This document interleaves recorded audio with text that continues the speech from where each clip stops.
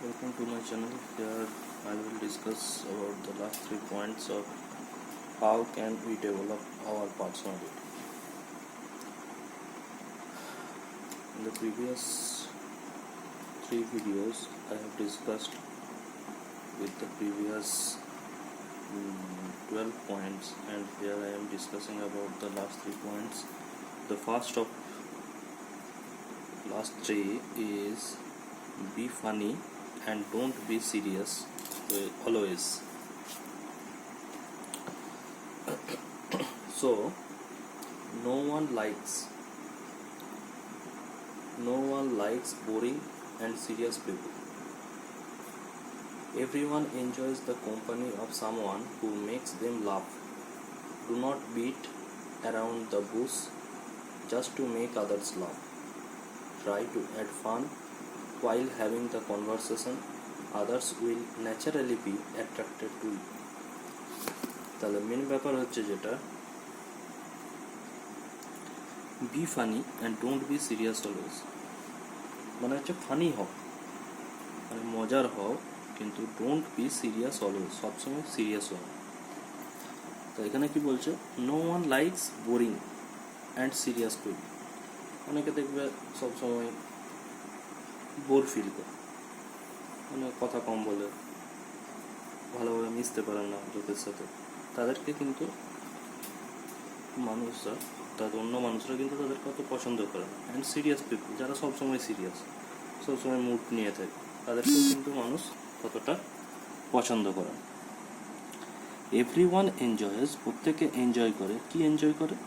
The company of someone who makes them laugh, যারা তাদেরকে হাসায়, তাদেরকে মানুষ বেশি এনজয় করে, তাদেরকে বেশি গুরুত্ব দেয়। Do not beat around the bush just to make others laugh, অন্যদেরকে হাসানোর জন্য সবসময় যে কোনো জোকস বলতে হবে তার কোনো মানে নেই। Try to add fun while having the conversation, যখন কোনো কনভারসেশন হচ্ছে, কোনো মানুষের সাথে যখন তুমি কথা বলছো, তখন কি করবে? তখন কোনো কিছু ফান অ্যাড করার চেষ্টা করো। Others will naturally be attracted to you, অন্যরা তখন এমনি তোমার প্রতি অ্যাট্রাক্ট হবে। ঠিক আছে, তাহলে বি ফানি, কথা বলতে বলতে কারোর সাথে কোনো কথা বলছো, হঠাৎ কোনো একটা মজার কথা বলছো, এটা হচ্ছে be funny. Don't be serious always, সবসময় যে সিরিয়াস থাকবে সেটা না। অর্থাৎ নিজের ক্যারেক্টারটাকে, নিজের পার্সোনালিটিকে এমনভাবে তৈরি করো যাতে ওনারা তোমার প্রতি অ্যাট্রাক্ট। কখন অ্যাট্রাক্ট হবে? যখন তুমি নিজের ক্যারেক্টারটাকে ফানি এবং সিরিয়াস দুটোর সংমিশ্রণে তৈরি করবে। যখন সিরিয়াস হওয়া দরকার তখন তুমি সিরিয়াস হবে, যখন কোনো কনভারসেশন করবে তখন মাঝে মাঝে কোনো ফানি আইটেমস তুমি তার সাথে অ্যাড করে দিলে। ঠিক আছে, আচ্ছা next point, become a better listener. Listener কথাটা এসেছে লিসেন থেকে। লিসেন মানে কি? শোনা। তাহলে বিকাম এ বেটার লিসেনার, একজন ভালো লিসেনার হও, অর্থাৎ একজন ভালো শ্রোতা হও। যে কোনো কনভারসেশন হতে গেলে দুটো জিনিস দরকার, একটা হচ্ছে শ্রোতা আর একটা হচ্ছে বক্তা। যে বলে সে হচ্ছে বক্তা, যে শোনে সে হচ্ছে শ্রোতা। আচ্ছা, if you are a good listener you can learn a lot from other or your surroundings. Being an excellent listener is a very good skill. When you listen to other people, you give them importance. They also pay more attention to you and will become more engaging. It allows people to be more open to you and they will comfortably share any information with you. If someone listens to you intently, it makes you feel important. You provide the same feeling to other people by being a good listener. Try to instill this trait in your personality. তাহলে কি বলছে? If you are a good listener, যদি তুমি একজন ভালো শ্রোতা হও, you can learn a lot of things from your surroundings, তাহলে তুমি অনেক কিছু জিনিস শিখতে পারবে। কোথা থেকে? তোমার চারপাশ থেকে। Being an excellent listener is a very good skill, একজন ভালো শ্রোতা হওয়ার গুণ অবশ্যই দরকার। কোন ক্ষেত্রে? নিজের পার্সোনালিটি ডেভেলপমেন্ট করতে গেলে। When you listen to other people, যখন তুমি অন্যদের কথা শুনবে, ইউ গিভ দেম ইম্পর্টেন্স, তুমি তাদেরকে কি দিচ্ছ? গুরুত্ব দিচ্ছ বা মাহাত্ম দিচ্ছ। They also pay more attention to you, তারা তুমি যখন কোনো কমিউনিকেশন করবে, তুমি যখন কোনো কথা বলবে, তখন তারাও তোমার প্রতি বেশি অ্যাটেনশন দেবে। And will become more engaging, এবং তোমার সঙ্গে আরও বেশি কথা বলবে, আরও বেশি কমফোর্টেবল ফিল করবে তোমার সাথে। It allows people to be more open to you, এটা কি করবে? অন্য পিপলকে তোমার প্রতি আরও বেশি ওপেন মাইন্ডেড হতে সহায়তা করবে। And they will comfortably share any information, তারা কমফোর্টেবল ফিল করবে তোমার সাথে যে কোনো ইনফরমেশন শেয়ার করার ক্ষেত্রে। If someone listens to you intently, যদি কেউ তোমার কথা মনোযোগ সহকারে শোনে, it makes you feel important, এটা তোমার ক্ষেত্রে খুবই গুরুত্বপূর্ণ। You provide the same feeling to the other people, তোমাকেও কিন্তু সেম ফিলিংটা দিতে হবে অন্যদের ক্ষেত্রে। By being a good listener, একজন ভালো শ্রোতা হয়ে। Try to install it in your personality, এই গুণটাকে নিজের পার্সোনালিটির মধ্যে ইনস্টল করুন। তাহলে একজন ভালো বক্তা হতে গেলে একজন ভালো শ্রোতা হওয়া অবশ্যই দরকার। যখন তুমি শুনবে বেশি করে, তখন সেক্ষেত্রে কী হবে? তুমি অন্যদের কাছ থেকে বেশি জানতে পারবে। যখন তুমি অন্যদের কথা মনোযোগ সহকারে শুনবে, তখন তারাও তোমাকে অ্যাটেনশন দেবে। এর ফলে কী হবে? দুজনের মধ্যে যে কমিউনিকেশন রিলেশনশিপ, সেটা আরও বেটার হবে। বুঝতে পারলে? সেই জন্য একজন ভালো বক্তা হতে গেলে, এই কথাটা অনেকে শুনে থাকবে, একজন ভালো বক্তা হতে গেলে একজন ভালো শ্রোতা হওয়া অবশ্যই দরকার। Last point, expanding your interest বা ইনক্রিজিং ইয়োর ইন্টারেস্ট, অর্থাৎ তোমার ইন্টারেস্টটাকে গ্রো করতে হবে। It is always good for the mental health to develop your interest. It will keep the mind fresh and it will help in cultivating the new interests. It will also make you more attractive to the others, as you will always have new things to share and talk about. It instills you with more confidence and also provides you with an opportunity to share your views with people who have the same interests as you. You need to be creative and think outside the box. The interests can be literally or physical. You can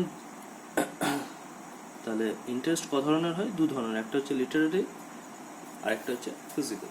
তাহলে expanding your interest, তোমার interest মানে তোমার যে জানার ইচ্ছা, সেটাকে কিন্তু বৃদ্ধি করতে হবে।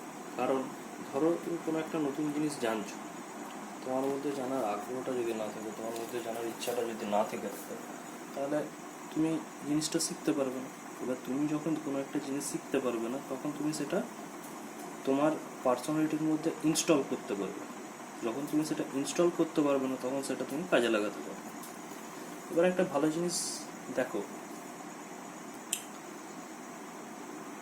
এক্সপ্যান্ডিং ইউর ইন্টারেস্ট, একটা জিনিস জেনে রাখবে যে এই পৃথিবীতে কেউই কিন্তু সব জানে। সবাই কোনো না কোনো ব্যক্তির কাছ থেকে কিছু না কিছু শেখে, সে ছোট হোক কিংবা বড়। সেই জন্য তোমার যে ইন্টারেস্ট গ্রো করবে, সেই মাইন্ডটাকে, সেই দরজাটাকে খুলে রাখতে হবে। সবার কাছ থেকে সব কিছু শিখতে হবে। যদি তুমি সব কিছু শিখতে পারো, তবেই তুমি কিন্তু সব কিছু অ্যাপ্লাই করতে পারো। ঠিক আছে? তাহলে এখানে আমার নাম্বার 13, নাম্বার 14, নাম্বার 15 এই 3টে পয়েন্ট সম্বন্ধে আলোচনা করলাম। এটা হলো কমপ্লিট। এবারে এই পয়েন্টগুলো মেনে চললে তুমি তোমার পার্সোনালিটি ডেভেলপমেন্ট করতে পারবে। ঠিক আছে? পার্সোনালিটি ডেভেলপমেন্ট কোন ক্ষেত্রে লাগে? পার্সোনালিটি ডেভেলপমেন্ট লাগবে তুমি যখন কোনো জবের ইন্টারভিউ দিতে যাবে, সেক্ষেত্রে তোমার পার্সোনালিটি ডেভেলপমেন্ট লাগবে। অনেকে বলতে পারে যে স্যার এইসব তো লাগে না, আমরা কোম্পানিতে চাকরি করি, এইসব তো আমাদের লাগে না পার্সোনালিটি ডেভেলপমেন্ট। তাহলে আমি একটা কথা অবশ্যই বলি, যেমন ইন্টারভিউ তুমি দেবে, ধরো কোনো ভালো কোম্পানিতে ইন্টারভিউ দিলে, সেক্ষেত্রে যেমন ইন্টারভিউ হবে, তুমি অন্য একটা মোটামুটি কোম্পানিতে ইন্টারভিউ দিলে সেই ইন্টারভিউ সেই কোম্পানির ক্ষেত্রে সেই রকম। অর্থাৎ ভালো কোম্পানিতে ইন্টারভিউ দিতে গেলে তোমার পার্সোনালিটি ডেভেলপমেন্ট হওয়া অবশ্যই দরকার, তোমার কমিউনিকেশন স্কিল থাকা দরকার, তোমার প্রেজেন্টেশনের ক্ষমতা থাকা দরকার, এগুলো কিন্তু লাগে, ঠিক আছে। এবার অনেককে বলতে শুনি যে স্যার আমরা স্পোকেন ইংলিশ শিখব।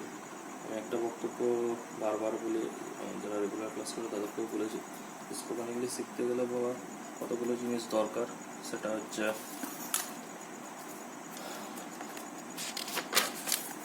আমার মনে হয় এটা অবশ্যই আমার পার্সোনাল মতামত, কারোর সাথে আমার মতামত নাও মিলতে পারে। সেটা হচ্ছে স্পোকেন ইংলিশ শিখতে গেলে যেটা লাগে, ফার্স্ট হচ্ছে বাবা টেন্স শিখতেই হবে, সেকেন্ড হচ্ছে ভয়েস শিখতে হবে, থার্ড হচ্ছে ন্যারেশন শিখতে হবে, নেক্সট হচ্ছে সেন্টেন্স ফরমেশন শিখতে হবে, লাস্ট হচ্ছে যেটা সব থেকে দরকার স্টক অফ ওয়ার্ডস। অনেকে বলতে পারে যে স্যার টেন্স লাগে না, তাহলে তাদেরকে আমি একটা কথা বলি, যদি টেন্স যদি না লাগতো তাহলে সবাই স্পোকেন ইংলিশ বলতে পারত। আর কিছু কথা বলে রাখি, অবশ্যই এটা কিন্তু আমার পার্সোনাল মতামত, কারোর সাথে আমার মতামত নাও মিলতে পারে।